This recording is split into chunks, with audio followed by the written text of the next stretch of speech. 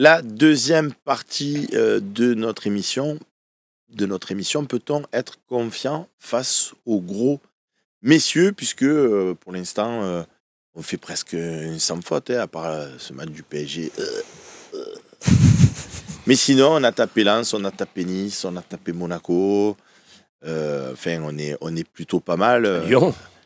Lyon 3-2. Bon, même si Lyon, c'était moins un match, on va dire, maîtrisé, mais il y a eu le cœur, et tu as raison de le souligner, il y a eu Lyon aussi.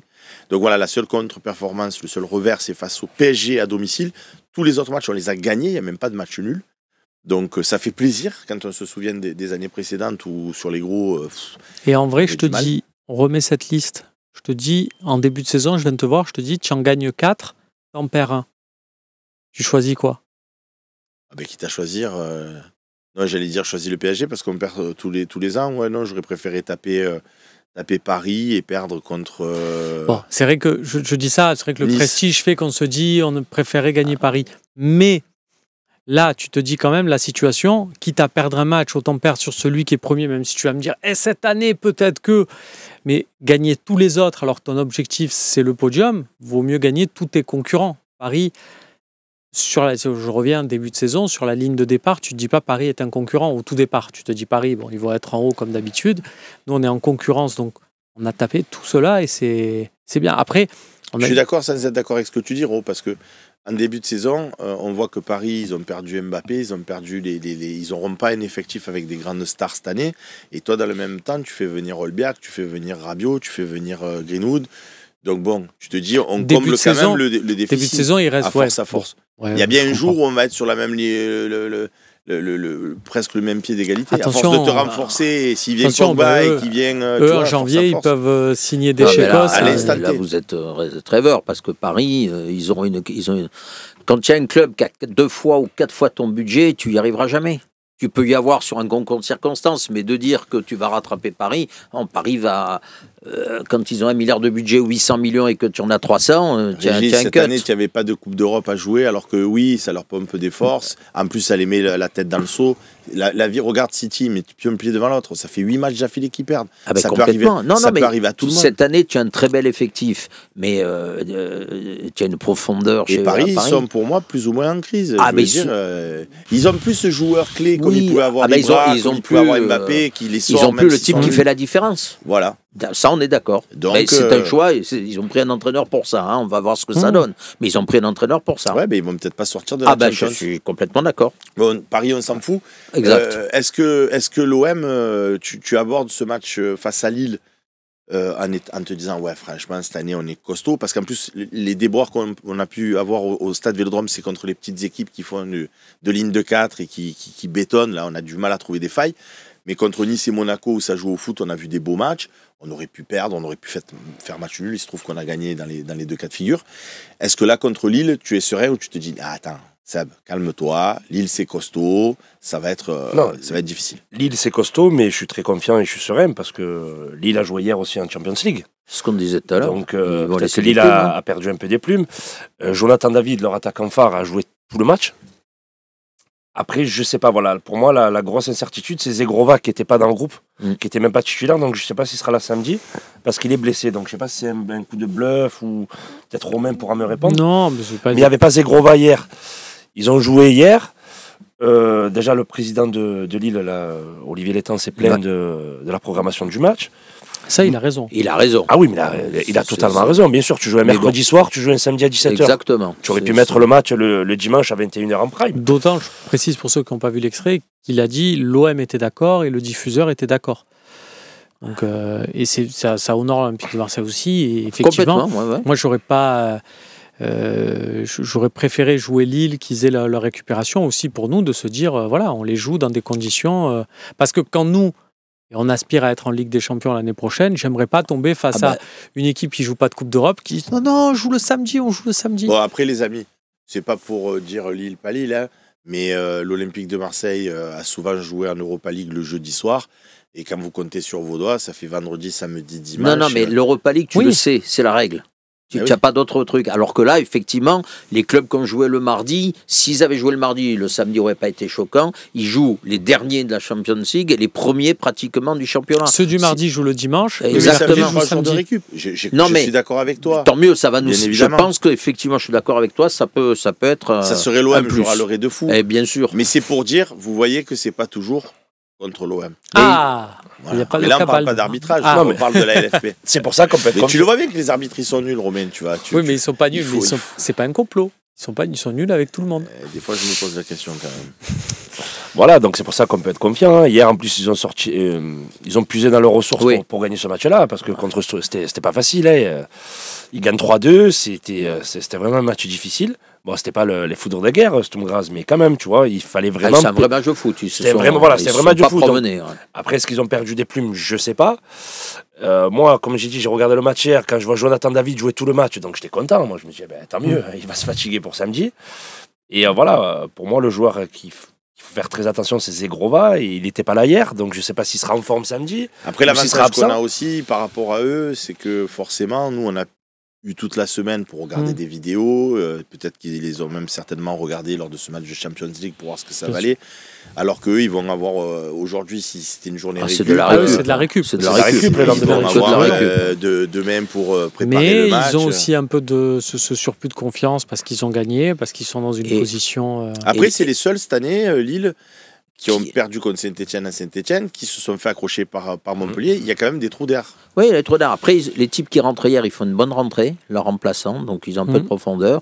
Et pour moi, ils ont un gardien qui est relativement hors du commun, en tout cas en ce moment. Donc, tu le préfères à Rouly? Je vais te dire oui, mais il a peut-être plus de... Enfin, je sais pas, mais je trouve qu'il a un talent pour le moment exceptionnel.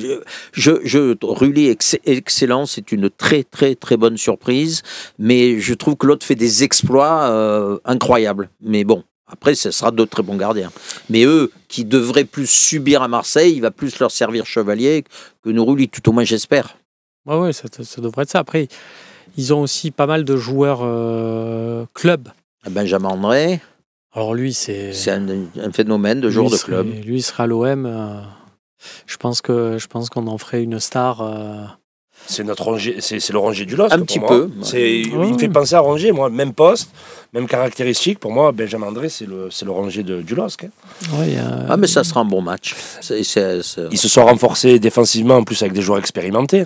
Thomas Meunier, De Becker, qui peuvent jouer sur les côtés en piston comme ils peuvent jouer dans l'axe. Non, quand je vous dis, Romain, êtes-vous confiant peut-on être confiant au vu de ce qu'on a montré face au gros? Si on te dit on inverse les deux effectifs, tu prends ou pas? Non, mais je reconnais que Lille, ce qu'ils font, c'est incroyable. Eux, c'est pas facile d'être supporter de Lille parce que tu sais que tu te qualifies. Pas facile d'être supporter de l'OM non plus. Ouais, mais nous, je trouve que eux, si tu regardes bien sur les dernières années, ils se qualifient, ils ont quand même des très bons résultats. Et en fait, à chaque fois, ils savent qu'ils sont obligés de vendre parce qu'ils ont un trou qui est colossal et que nous, il y a McCourt qui dit machin et eux, c'est non, on a des créanciers et les mecs, ils veulent récupérer leur argent. Donc, il faut vendre un business plan qui est fort. Hein, tu as raison. Moi, je connais bien le fonctionnement de Lille parce que un des dirigeants, c'est un très très bon ami et financièrement notre ami Lopez, le génie des Carpates, il leur a laissé 180 millions de trous quand même. Alors qu'en 4 ans il n'est pas roumain. N'accusons pas les Roumains comme ça. Mais tu vois, ils ont comblé un trou énorme et en arrivant à avoir des équipes relativement compétitives, et celle de cette année elle est très compétitive. Ils ont fait des sous avec rien parce que tu vois les joueurs qu'ils ont, ils se sont quasiment jamais trompés ou presque. Jonathan David, ils vont le vendre, s'ils le vendent aujourd'hui, ils vont prendre un gros chèque. Donc, non, c'est un club bien géré, mais moi je suis très confiant de toute façon. Il est en fin de contrat. Je crois qu'il est en fin de contrat. Normalement, c'est sa dernière année. Mais en tout cas, il y a un mois, on s'est vu, on avait dit le mois de novembre va être très révélateur. Eh ben, il s'est très bien passé, donc il y a de quoi être confiant. Ouais. Est-ce que Béné, ça va être aussi, et après on passera à l'avant-match, un duel de coach pour toi, ce match entre l'Olympique de Marseille et Lille? Non, moi je pense pas que ce soit un duel de coach. Ça sera un duel d'avant-centre, tout simplement. C'est Jonathan David face à Neil Maupay, tout simplement. Ouais, je vois ce que tu veux dire. Ou deux gardiens alors. Ou deux gardiens aussi, bien sûr. Ouais. Ça peut être un match dans le match entre Rouly Chevalier qui fera le plus d'arrêts, celui qui sera le plus décisif. Mais je vois plus un duel Maupay-Jonathan David. Et voilà, pour moi, Lille, si tu muselles Jonathan David et s'il n'y a pas Zegrova, c'est déjà vraiment pas mal. Hein. Ouais, parce que je vois ce que tu veux dire dans le sens où tu vas avoir un milieu de terrain fourni de chaque côté avec pas mal de trucs et ce qui peut faire la différence, c'est un Maupay, alors dans son style plus en remise ou un David avec sa faculté de finition qui te change le match, qui va marquer le premier but et qui du coup change le rapport. C'est vrai que par rapport au coach, Genesio et ce que je veux dire, c'est pas méchant parce qu'au contraire, c'est un super gestionnaire d'effectifs et compagnie. Je pense que Genesio, c'est le niveau ultime de ceux qui aiment Football Manager. C'est-à-dire, c'est le niveau ultime. Si tu es le champion de Football Manager, c'est Bruno Genesio. Parce qu'en fait, il sait parfaitement gérer un effectif avec les matchs de Coupe d'Europe, parler aux mecs, tirer un peu le meilleur des mecs, trouver des systèmes, mais il n'invente rien. Ouais, c'est exactement ce que tu dis. Alors que De Zerbi, il y a un style De Zerbi. Tu aurais plus un duel de coach sur un De Zerbi sans Paoli, alors que pourtant, Genesio a de meilleurs résultats que Sampaoli. C'est pas le sujet. Mais là, au moins, tu as deux styles marqués. Tu vas voir deux écoles. Genesio, c'est plus du pragmatique. Traditionnel, entre guillemets. Voilà. Sérieux, contre mais un type un peu plus... ça n'enlève pas son mérite. Ah ben oui, Genesio, c'est le seul qui a battu, je crois, Ancelotti. Tout le monde. Il a battu, voilà, tout Mourinho, tout le monde, voilà, il fait partie de ce cercle fermé. Donc. Et anecdote, et un jour, j'avais discuté de lui, avec lui juste après un match où Lyon était venu gagner 3-0 au Vélodrome avec Rudy Garcia, la dernière saison Rudy Garcia. Et je lui avais dit, il y avait eu un travail au milieu pour mettre totalement on était plus très loin de l'humiliation de Aouar envers Maxime Lopez et Morgan Sanson. Et j'avais dit, vous avez fait un travail sur le triangle. Il m'a regardé, il m'a dit, mais non, ne dis pas ça. Tu sais très bien que moi, je travaille pas, je connais rien à la tactique. Tu sais très bien que je suis juste là pour dire, allez, marquez des buts. J'y comprends rien. Et il avait rigolé en disant, c'est vrai qu'il nous avait massacré ce jour-là. Parce qu'il il y avait un reportage sur Canal+, là, il y a pas longtemps, sur les coachs français. Où on disait, il y avait un débat sur lui en disant que voilà. Ouais, puis parce qu'il est français. Sup, tu vois, oui. Mais je crois que c'est un très bon. Il fait pas parler de lui, tu vois. Non. Il est français, donc automatiquement, il est. Il fait jamais de scandale quand il part d'un club. Il est très corporate, donc effectivement, tu en parles moins. C'est un travailleur de l'ombre et il a les résultats pour lui. Pour conclure, confiant. Ouais. Confiant. Oui. Oui. Moi, j'aime pas ça qu'il y a trop de confiance. Allez, on passe à notre troisième partie. J'aurais dû dire non. Là.